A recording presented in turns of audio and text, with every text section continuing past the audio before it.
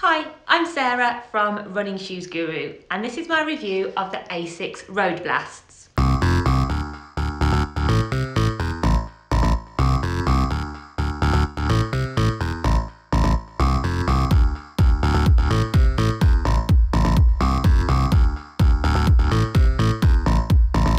As with all our reviews, they're completely honest and independent. We run at least 50 miles in the shoes before we review them, and we don't get sent freebies from companies.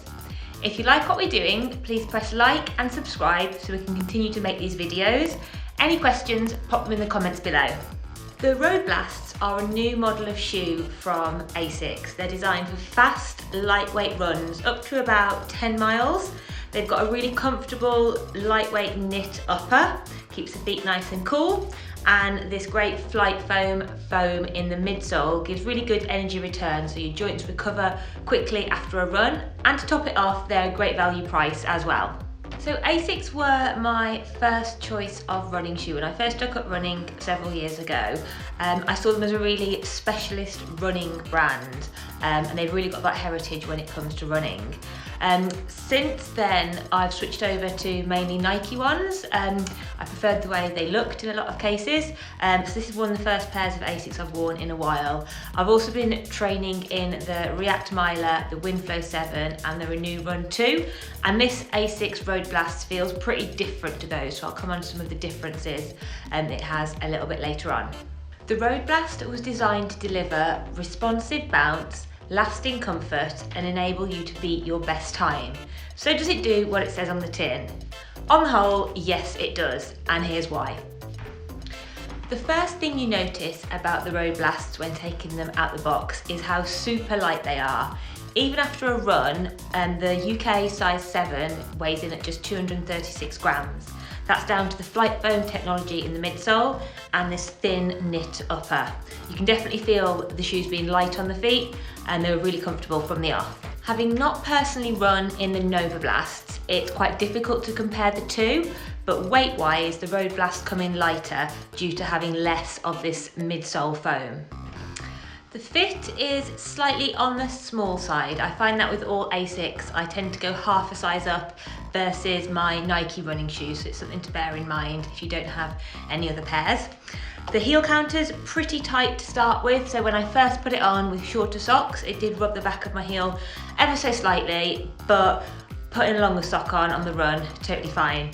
You'll also notice the tongue area doesn't come very far up the foot, it's quite low down, which creates a nice breeze when you're running, but takes some getting used to if you're wearing a higher shoe at the moment. Aesthetically, I think the shoe looks great. It's one of my favourite Asics models that have been launched recently. On a run, the first thing you notice is the breathability of the shoe. This might have been because it was a really cold day the first time I took it out. There's a great breeze coming through the knit upper, my feet felt really comfortable. The second thing I was really impressed by is the cushioning, especially under the heel.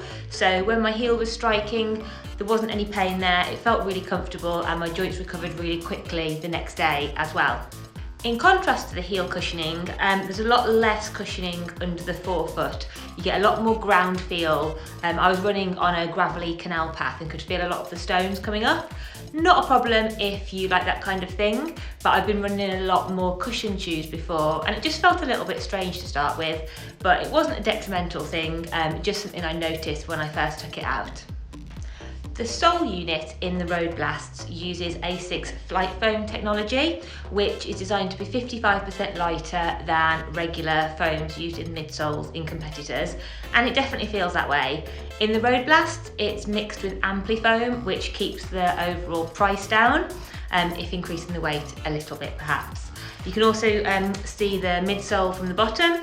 You'll also notice they've got a decoupled outsole on this shoe, which means when you heel strike, the force is spread out over the foot rather than going straight up through the joints, and it's absorbed better on the impact there. On the outsole, the pattern and the grooves aren't super deep, but they did their job.